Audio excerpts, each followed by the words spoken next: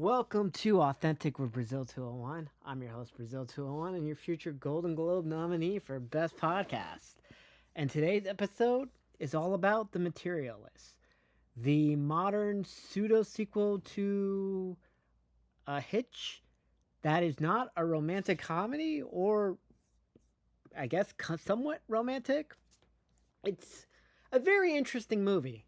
And honestly, I enjoyed it, and we're going to talk all about the movie, the connections to me, and a lot of other things in modern dating and Gen Z dating and millennial dating, all of it. It's a interesting movie, and I really want to see it again. So I saw it at a for your consideration screener here in Manhattan about a week ago. And for those of you who don't know, that means a Hollywood or a media type crowd, people who have award show votes and things like that, all industry type people, right? It's the same as when I saw Baby Girl, and the audience, it was hilarious. Now, obviously, The Materialist is basically our modern pseudo sequel to Hitch, and obviously, we know Hitch couldn't be made today. It's too quote unquote misogynistic or sexist or kind of quasi Me Too, whatever. So, Dakota Johnson plays a character named Lucy who works for a high end matchmaking service. And her service and her character actually remind me a lot of a woman I met at a for your consideration event a couple years ago, right? She also worked for a high end matchmaking service. And she said, quote unquote, right? You look like a high value guy. You dress well, you're successful. And I knew that even before I Googled you. And I said, okay, but I'm not 6 foot, right? I'm not even 5'11". Like I'm 5'9". And she goes, I know, but that doesn't matter. The 6 foot thing is an online dating app thing only. And the movie kind of goes into the whole 6 foot, the value of men, and all of it. But anyway, the vibe is the whole movie. Lucy interviews clients about their non-negotiables and deal breakers, and everyone pretends they don't have any. But if you are on the apps, Hinge, Bumble, Luxy, Raya, they all have. You can filter by height, location, politics, moon sign, uh, fucking whatever. What else is there? Oh, race. But no one wants to pretend they do any of these. So like, what are mine? So I'm gonna do like what the real life version of a Lucy, the character who worked at one of these matchmaking things, asked me to. So I was like, look, here are my celebrity crushes, right? Victoria Justice, Paige Desborough, Ella Purnell, Cassie David, Monica Barbaro, Caitlin Collins, right? They're all white passing, 5'2" to 5'6", skinny, 28 to like 35, thick eyebrows. As you can see, these are my things, right? And look, I just turned 33, okay? And I'm 5'9", okay? And now politically, like, do I care what politics they are? Not really, but I'm going to go into that. So look, but my politics, so people are going to ask, look. In 2016, I voted for Bernie in the primary, and in 2020, because of the pandemic and like all the primaries got canceled, my choices would have been Pete or Bernie, whoever was still left, right? And if in 2025, like the New York City mayoral primary, my choice is Cuomo, Frank Cuomo won, wink wink, right? And in 2028, like what would my choices be? It would be me first, because I plan on running for president, then Josh Shapiro, then Pete Buttigieg, then Stephen A. Smith, then Wes Moore, then Gavin Newsom. Okay? I'm not voting for any woman candidate because, spoiler alert, a woman Democrat will not become president until a Republican does first. Anyway, what are my deal breakers, aka my absolute non negotiables? One, you can't be vegan. Okay? Obviously, two, you can't be fat. Okay? Ozempic exists. There's no excuses. I don't talk to fat people. Men, women, whatever. We have Ozempic. Sorry, not sorry. You can't live in Bushwick. You can't live in Staten Island. You can't be a DSA member. You can't have a Rachel Maddow haircut or the shaved head. You can't have a septum piercing. You can't use an Android phone. And no pronouns in bios. This filters out the most annoying people, the worst of the worst. And look, I have no issue with Republicans. But the DSA/Zoan crowd, they are way annoying, and they did all the woke performative activism shit that, kind of plays into the whole reason why there's such a giant men-women divide among Gen Z right now. But we're not going to go into that. This is not a political episode, this podcast. We're just talking about Materialist. Anyway, back to the movie. Lucy has this one runaway bride situation, and people keep saying to the runaway bride, look, you're both well, in regards to her fiance, you're both attractive, well off, politically aligned.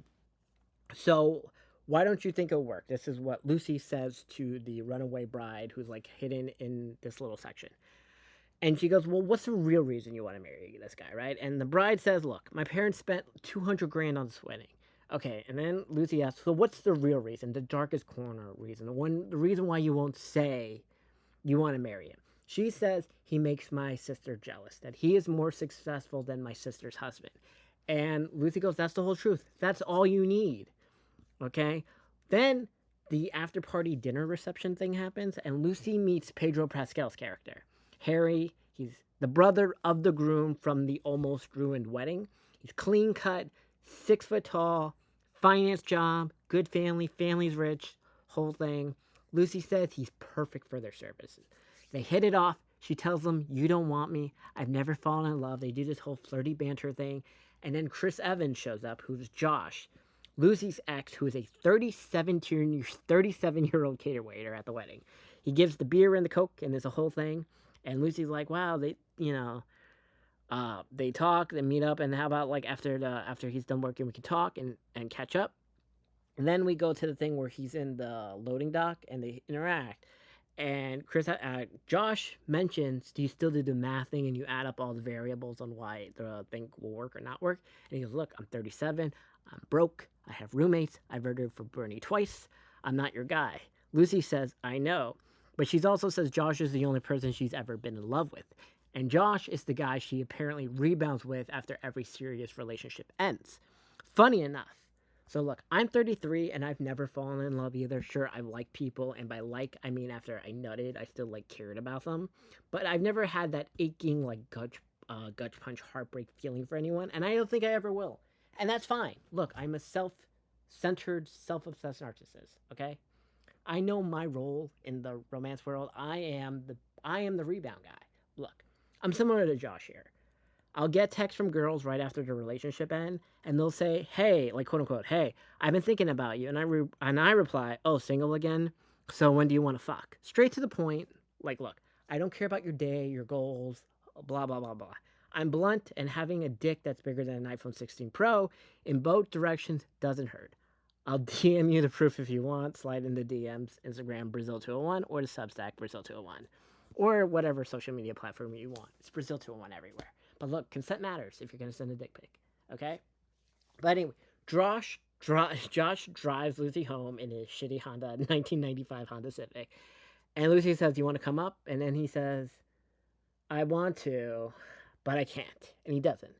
Then we cut to Lucy at a party celebrating her ninth client couple who just got married.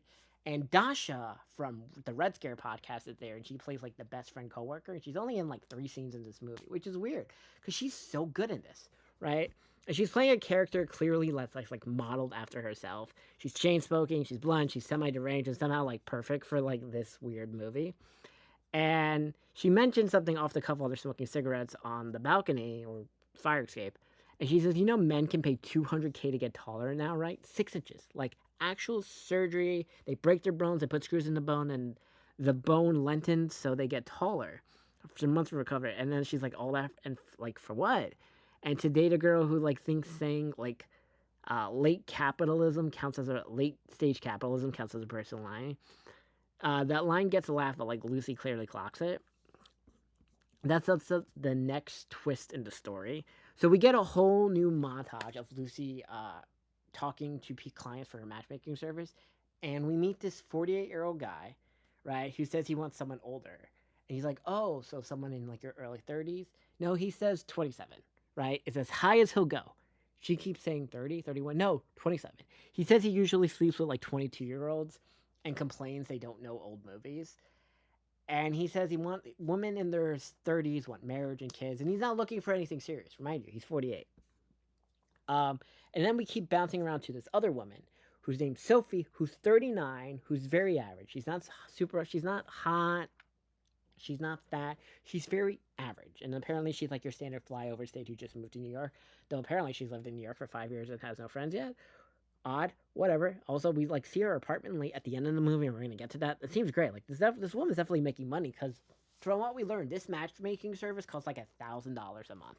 Ironically, the matchmaking service I got invited to, which is clearly what this one's based off of, allegedly has a fee. I don't pay for it. I was just like invited to join because I guess they needed men. And I've had like the little text like, "Hey, we want to set you up with this," and I'm like, "Does it fit my criteria?" As you know, white or white passing, no Rachel Maddow haircut, not woke, not vegan, shebang, shebang, shebang. But we get these two things, and then Lucy and Harry go on their first official date at the Polo Lounge. And she noticed that when the dinner ends, he doesn't even look at the check. He just puts the Amex in. How, baller, baller move. And she goes, "Wow, that's so solid and he's competent." Then we get this they sleep together montage, and we see that she's not really like into him, but she's like checking out the penthouse apartment. Like she's really like more turned on by the apartment than him. And then we just like montage it, and they've been like living together for a couple months. They then go to Josh, Chris Evans' character, play in Greenpoint, which is like this weird 4-minute monologue where he's just speaking. And then they go to fucking Rockarola in Williamsburg. And I like Rockarola. And it's funny because like when I go to Rockarola, it's the only reason I'll go to Brooklyn. I know I can't wear a suit. I can't look as classy as I like to be, right? I have to like dress down to like a Brooklyn person, which is like a leather jacket, V-neck, and kind of ripped jeans. Because if you wear a suit to Rockarola, they question you, right? It's flat, it's plaid shirt, very feel the burn type people there, or I guess now the equivalent 2025, like Zoran forever. God, I hope Cuomo wins. But Lucy and Josh have this whole conversation, and Josh is, keeps mocking her job that he has all the check marks. He's rich, right? Aren't you happy? And they fight, and then she leaves, and fucking Pedro Pascal's character Harry. They have my god, the like fucking most boring, unoriginal names. I really wish I could remember any of these characters' names, but they don't. Okay, he closes the bill.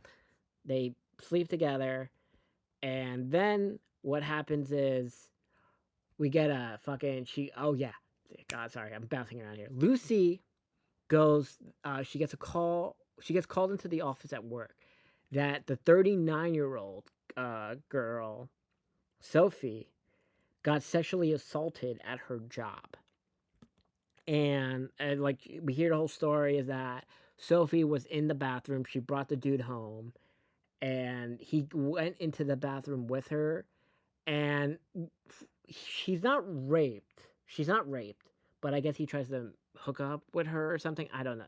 Like it's not explained if this is like an Aziz Ansari situation where she invites him back, they make out, and it's no, but it's not a. Which comes into the whole thing. Sometimes no is no, but no is also sometimes maybe, or no is convince me. It's a whole questionable thing that like you got to just be direct and to the point with all these things. When it's like, look, I'm just trying to fuck. Yes, no. To be honest, people get mad at that, but that's, better than this whole in between line that happens. So the movie has this 180 thing straight in the middle of it where it turns into like it ends with us, where it gets really dark and it's very weird that it happens. And then we kind of just move on into that they're packing. She gets her passport because she doesn't have a passport or a real ID. And it's she looks into his bag because she's like packing for the trip to Iceland while he's in the shower, and she sees the engagement ring that he wants to give her. Obviously, I thought guys would hide an engagement ring bigger.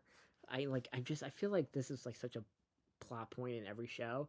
I assume men hide engagement rings bigger. I don't know if I'm ever gonna do that nonsense where I get down on knee and I like propose to a woman because once again I don't think I've never been in love and I don't know what that feels like, and I don't know if I'm capable of such a thing. But anyway, they have sex again, and it's the night before they're supposed to go to Iceland. And she wakes up in the middle of the night and she notices the scars on Harry's leg, which show that he had the surgery to get taller. And something doesn't add up that she only just because they've been dating for like 2 months or 3 months in this at this point. Like you've seen him naked many times. You had to have noticed these scars.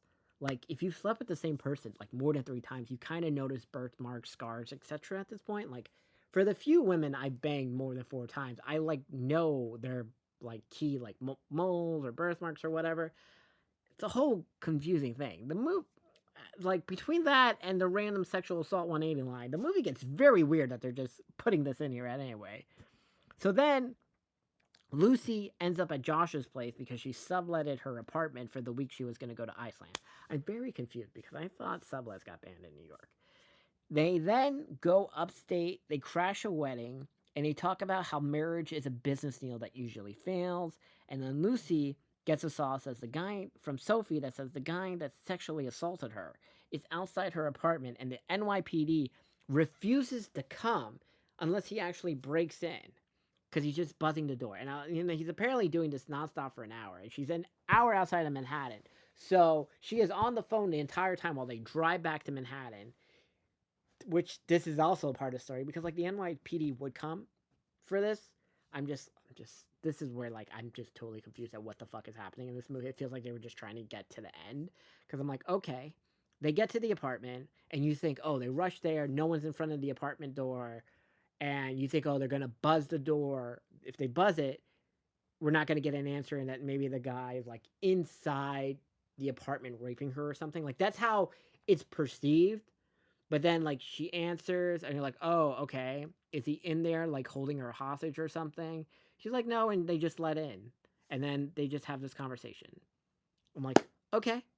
Right? Like it just doesn't make sense because you could either go to the point where she's being held hostage or like she gets raped, and that kind of makes more sense story-wise, but he's just gone, right? And then like, "Oh, she's like, I'm going to stay here for the week and we're going to get a restraining order on him." Though the building, I know this building, it has ring cameras and normal cameras. And that building in real life, and I mean in real life New York, has a doorman. So the doorman would have called the cops or whatever. Like this is where like I'm so confused because Dakota Johnson, oh no, she lives in LA, that's right, but she's from New York. Like what the fuck is happening here? This third act is so dumb. But anyway, what happens is that Josh and fucking Lucy get together, and Lucy becomes the head of the New York office of this matchmaking company. Like, it's like okay, there's a lot of weird, funny moments in it. The third act is horrendous, but I really enjoyed this movie, and I want more of whatever the fuck this genre is because I don't think it's a romantic comedy. I don't know if this is a romantic movie. It's like Hitch. It's way darker than Hitch because people get mad at the what they call Michael Schofield in Hitch, like just wants to use the matchmaking service to fuck or whatever. And I'm like, okay, like this movie has a lot of flaws, but I also like low key. I wouldn't mind slotting this at like 10 for best picture, like of the 10, because I have a vote for these things. And for reference, I kind of know what my top 10 is going to be, and like at least I know what some of the movies I'm going to like vote in that are going to be. Not saying they're the best picture nominee or going to be best picture. I'm just saying what I most likely am going to slate in my ballot for the wind down. And this is in no particular order: Avatar 3, F1, Sinners, Wicked Part 2, The Felician Zone, Bulgaria, and Marty Supreme. Like of the 4 open spots, like I think I would put the Materialist in there. Also, like that Spike Lee movie that's coming out, High to Low, which I can't talk about, but I've seen. So like that could be there too. It's a whole thing, which comes back to the whole point: is dating this complicated? I don't know, because I'm very honest, and like you can Google me. You know that the New York Post and Page Six has written about my sex life because I'm very honest with like everything. I don't do this nonsense where I pretend to care about you to fuck you. I'm like direct to the point. Like, look, I'm not a serious guy. I am the guy you text at 1 a.m., 2 a.m. because the guy you actually like isn't being emotionally complicit with you, and I'm just pure physical, and that's because I have a giant dick and I can come like 10 times within 2 hours. It's the whole thing, okay? And it's just like, hmm. But I like it. I like the movie. I want more matchmaking type movies because I think it's fun because you get to do these things where people like, the preferences like in the whole Dakota Johnson characters doing these montages with a bunch of people. There's this a scene where this ugly woman, and I mean she's ugly. She's kind of a little chubby. She has a Rachel Maddow haircut, and she's like demanding the best things. And then Dakota Johnson's character flips up like, "You're not pretty. You don't get to have these things, okay? You are not attractive. You don't get to say you want this and this. You would not be swiped right on most apps. This is why you're on the matchmaking service." And like I cackled. And there's also this scene with this closeted Republican woman who's 50, who is married with 3 kids, who wants an openly conservative Republican voter in New York who is in her 40s. And I just laughed at that entire thing. And then Dakota Johnson's character, like, what about moderate Democrat? And now I was laughing at that because, like, what does moderate Democrat mean? Because, like, I guess I'm a moderate Democrat. Like, if we're going to use, like, the New York City mayoral primary at this, like, are you a Cuomo one or are you, like, the fucking free Palestine pro Hamas guy? Right? And this is the whole thing, which is why I said that is one of my deal breakers. And I went back to the whole thing. As you know, also like Caitlin Collins, are you single? I know Patriotize Rose too good for me, but what about like Ella Purnell or Emily Barr or well Monica Bavaro's with fucking Andrew Garfield? So that's impossible. Or like Victoria Justice. Okay, I have a type, and I will not apologize for having a type at all. Anyway, this has been another episode of Authentic with Brazil 201.